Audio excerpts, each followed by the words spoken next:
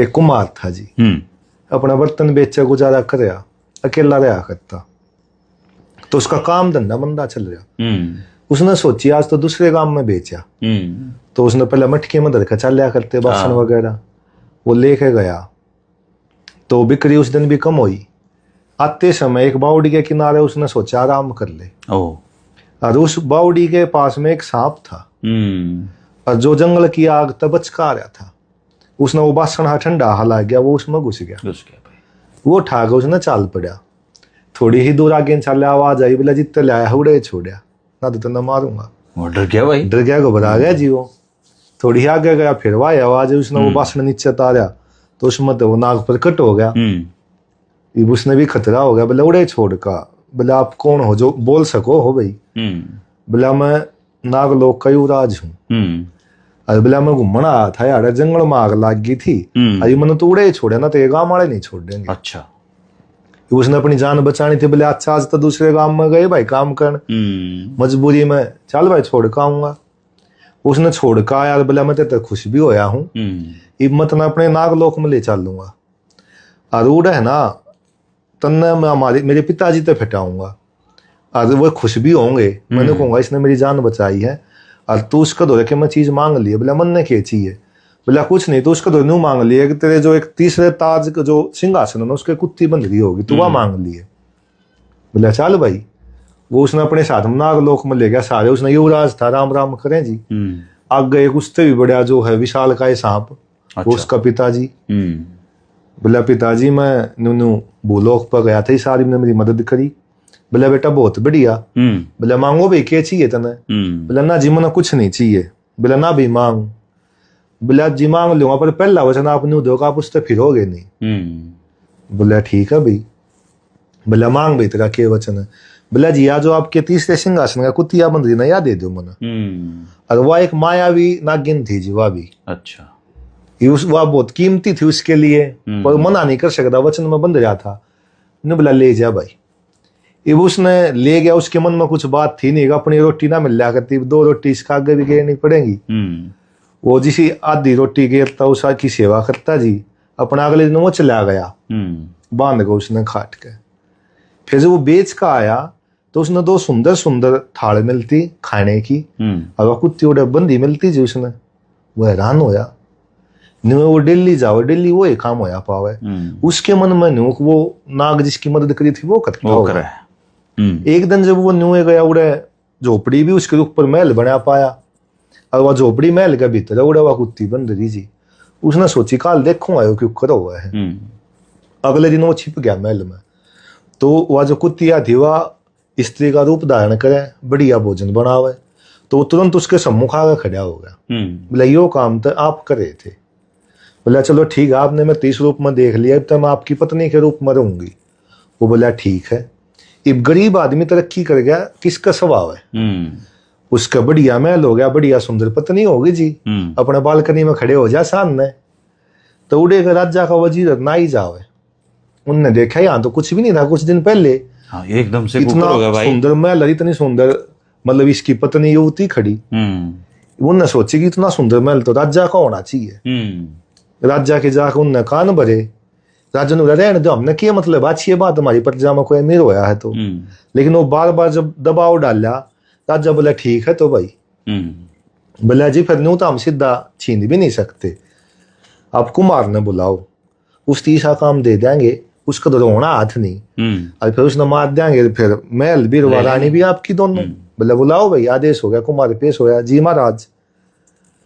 बोला भाई 1.25 मन मोती लेने हैं तेने, लाके दे। अर्जन नहीं दे का होगा तो भाई मार देंगे हम, तेने फांसी चढ़ा दिया जाएगा। राज्य की इच्छा तो सर्वोपरि है जी, कहते हैं परमात्मा की इच्छा है जी। घरा गया, चिंता में हो गया। पत्नी ने देखा, बोला क्या बात से? बोला जी न्यून बात से 1.25 मन मोती मांगे है।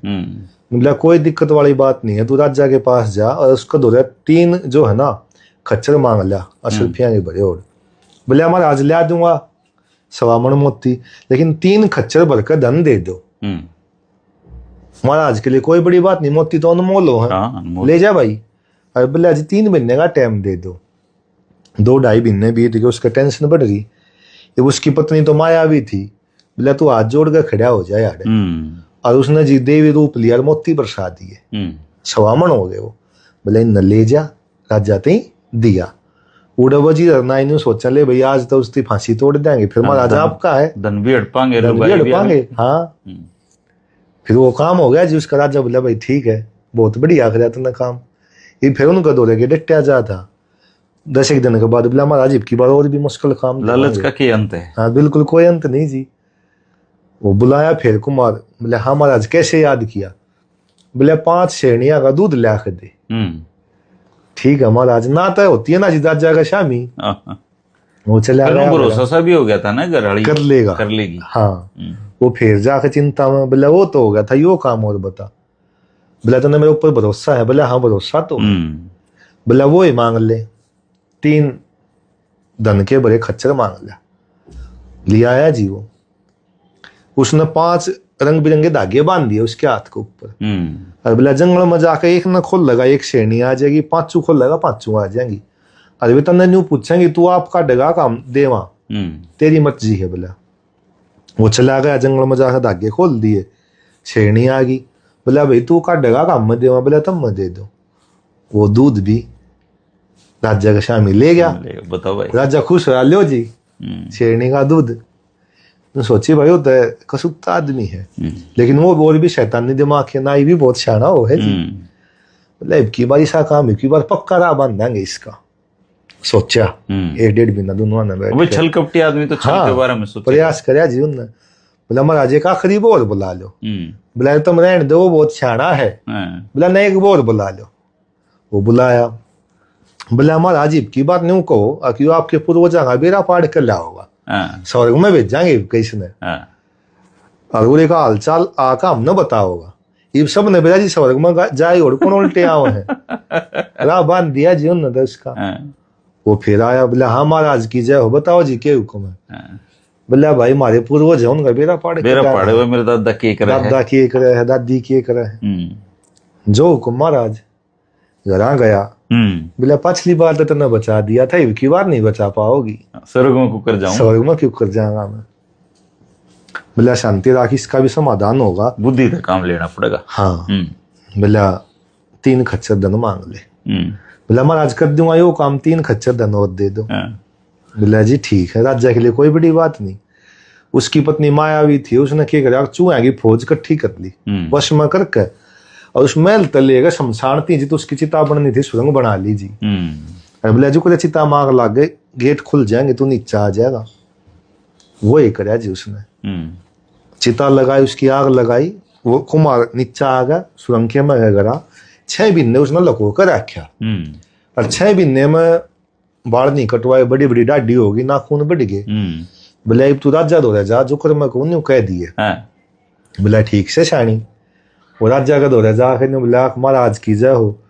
महाराज ने पछाने, बोला कौन? बोला जी मैं तो कुमार हूँ, आपने नीनू भेजा था। बोला तू आ गया? बोला हाँ जी। बोला सुना तो भाई की है? बोला जी मौज हो रही है, दाढ़ी बढ़ रही है जी। हाँ, स्वर्ग में आनंद है। बोला खूब मौज हो रही है, कोई दिक्कत नहीं जी। आप यारे भी राजा थे, ओडे भी राजा, अच्छे कर्म करे रखे जी, उन्हें दान पुण्य करे, उन्हें का खा रहे हो जी। पर बोला जी एक दिक्कत है, वो समाधान करना पड़ेगा आपने। बोला क्या दिक्कत से? बोला एक तो उड़े कोई मुकदमे उलझ रहे हैं, उड़े कोई शाना वकील नहीं है जी, वजीर।